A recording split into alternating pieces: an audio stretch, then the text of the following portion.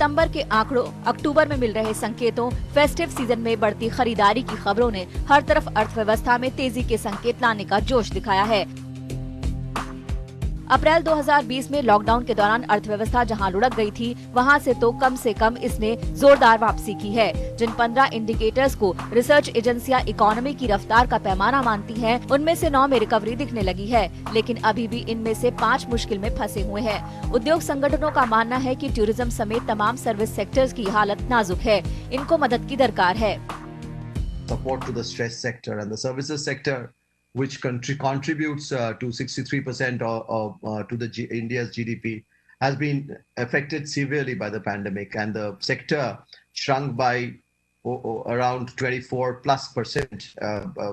So quarter on quarter in Q1 FY21, and the stretch sectors contributed a whopping 83+% again to this contraction. Not only has the contraction been very severe, the recovery in these sectors is also quite slower. दरअसल जिस तरीके से e commerce की record बिक्री के आंकड़े सामने आए हैं और इससे पहले भी जो संकेत मिले हैं, उससे इकोनॉमी के पटरी पर लौटने की बात कही जाने लगी है। सितंबर में जीएसटी के ई वे बिल, बिजली, पेट्रोल और डीजल में रिकवरी से अर्थव्यवस्था में तेजी के संकेत मिले। इसके अलावा ऑटो उत्पादन के आंकड़ों से भी सेंटीमेंट को मजबूती मिली है।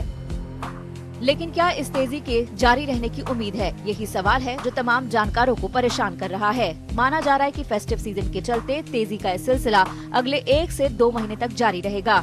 मौजूदा तेजी लो बेस इफेक्ट के चलते नजर आ रही है, लेकिन जैसे ही त्योहारी सीजन खत्म होगा, उसके बाद भी क्या शानदार प्रदर्शन जारी रहेगा? कोल इंडिया की मिसाल देकर रिसर्च एजेंसी ICRA ने साफ किया है कि इसका ज्यादा उत्पादन लंबे समय तक जारी रहने की उम्मीद कम है।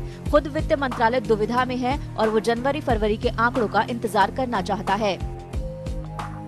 I would also like to mention here that it's very interesting to see the experts actually every 2 months changing their opinions.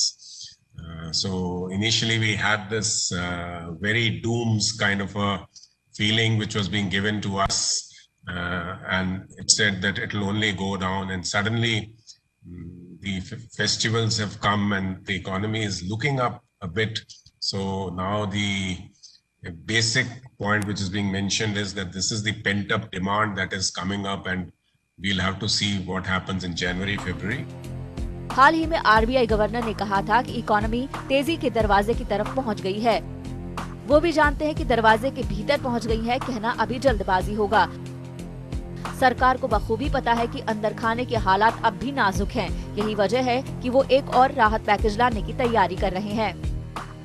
Not closed the option for another stimulus if it comes out to be, because every time we have announced one, it's been after a lot of consideration of inputs which have come from various different sections of society. Then we sit and work it out within the ministry, with the PMO, and then take a final call. So yes, I have not closed the option to come up with one more stimulus.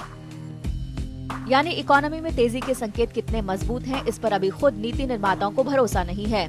Brookfield की report भी इस तेजी को अस्थायी करार दे चुकी है। कई और एजेंसियों ने इकोनॉमी की रफ्तार लौटने में लंबा वक्त लगने की आशंका जताई है। ऐसे में अब उम्मीद की जानी चाहिए कि हालात जल्द सुधरेंगे और इकोनॉमी की हालत भी दमदार होगी।